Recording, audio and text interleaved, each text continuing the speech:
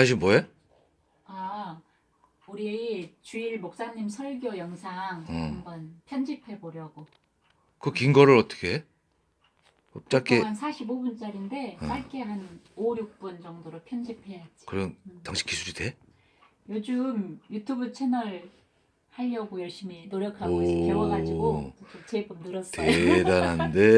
여기 가끔. 기뻐하고 즐거워하는 역사가 여러분에게 있기를, 그래서 우리 오, 심희덕이 채널을 보는 어, 사람들한테 기뻐하고 즐거워하는 한 해가 되기를 바라는 마음으로. 야, 네, 목사님 좋아하시겠다. 그러게. 구독자 수도 이제 우리가 많아지고 그러면은 음, 목사님 설교가 음, 세계 방방곡곡에 열방으로 목사님 설교가 나가는 거야. 그러게. 그런 날을 꿈꾸었는데 내가 드디어. 열심히 해봐야지. 네. 그래. 세월은 유수 같다라고 하는 그런 말은 대개 한 해를 지나면서 많이 쓰게 되는데, 2020년 새해를 시작하고 송구 영신 예배를 시작으로 분주하게 열흘이 지나가는 것을 보고 벌써 시간과 세월을 헤아리게 됩니다. 약 1000년 전에 중국에는 북송, 송나라가 이렇게 있었는데, 정치가이고 철학가이기도 하고 역사가이기도 한 사마광이라는 사람이 있습니다. 이 사마광이라고 하는 사람이 중국 역사를 그때까지의 송대 이전의 역사까지 집대성한 책이 자치통감이라고 하는 그런 책을 쓴 그런 사람이기도 합니다. 이 사람이 어렸을 때 있었던 일입니다. 네, 어느 날 동네 아이들과 함께 숨바꼭질 놀이를 하다가 아이들이 여기저기 막 이렇게 숨고 이렇게 하다가 한 아이가 큰 물독에 빠져서 허우적거리고 있게 됩니다. 아니, 아이가 물독에 빠질 정도로 그렇게 큰 항아리가 있나? 저도 그런 얘기를 처음 들었을 때, 아니 그런 항아리가 어디 있어? 그냥 아이들 쉽게 건져내면 되지, 이렇게 생각을 했는데, 언젠가 세상에 이런 일이라고 하는 그런 프로그램에 보니까 옛날에 우리나라에도 시골에 그 저금통식 화장실을 썼잖아요, 그죠? 그런데 보면 거기에다 큰 항아리를 묻었는데, 그런데 거기에 아이가 이렇게 들어갔다라고 여러분 생각해 보십시오. 얼마나 위험하겠습니까?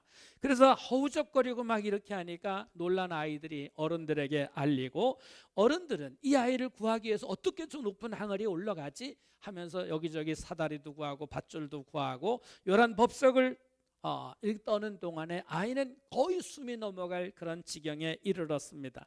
이를 지켜보고 있던 이 어린 사마광이 주변에 있는 큰 돌을 주워 가지고 그 항아리를 향해 냈다 던지니까 항아리가 깨지면서 순식간에 물이 다 빠져버리고 아이는 살게 됐다라고 하는 것이지요. 그래서 이것은 파옹구우라고 하는 사자성어로도 이렇게 알려지기도 했습니다. 옹기를 깨뜨려서 친구를 구한다라고 하는 그런 의미의 파옹구우라고 하는 그런 말로도 전해지고 있습니다만은, 어린 이 사마광의 마음 속에는 고귀한 생명을 구하기 위해서는 장독 정도는 깨뜨려도 된다라고 하는 그런 생각을 가지고 있었던 것이지요. 사람의 목숨이 소중하지, 아무리 크고 비싸 보이는 항아리라고 할지라도 목숨에 비해서는 그 항아리는 아무것도 아니다라고 하는 생각을 했다라고 하는 것이지요. 어린 아이도 아는 이런 단순한 진리를 왜 어른들이 깨우치지 못하고, 더 귀한 것을 얻으려고 하면 덜 귀한 것을 기꺼이 버려야 하지만 더 귀한 것을 얻는 법이거든요.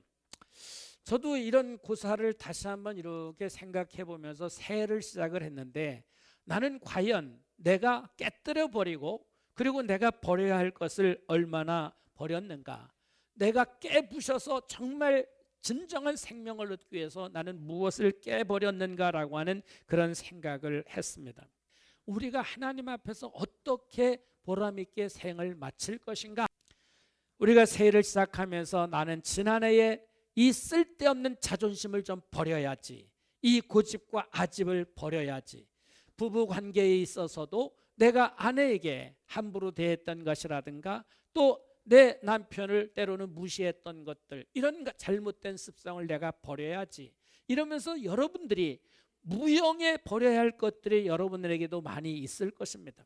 근데 그것을 정말 내가 기꺼이 버리면서 이 새해를 시작했는가 한번 돌아볼 필요가 있다는 것이죠. 내 영혼이 살기 위해서는 내 육신적으로 소중하게 여겼던 것들을 기꺼이 포기할 수 있는 그런 결단이 우리 가운데 있어야 된다는 것입니다. 진리를 얻기 위해서는 진리 아닌 것들을 버릴 수 있는 결단이 우리 가운데 있어야 됩니다.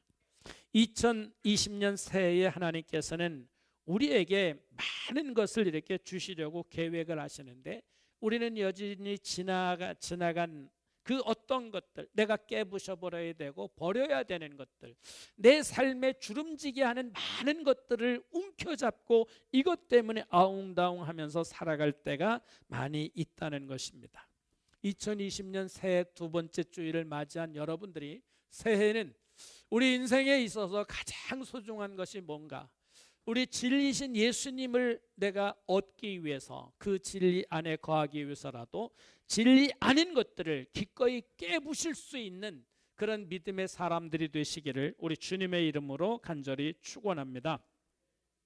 신앙이 회복이 되고 내 영적인 삶이 회복이 되고 우리 하나님 안에서의 관계가 회복이 되면, 예루살렘이 그렇게 영적 예루살렘이 회복되면 복과 은혜가 동서남북 사방에서 몰려들게 된다고 하는 것을 말씀을 하고 있습니다.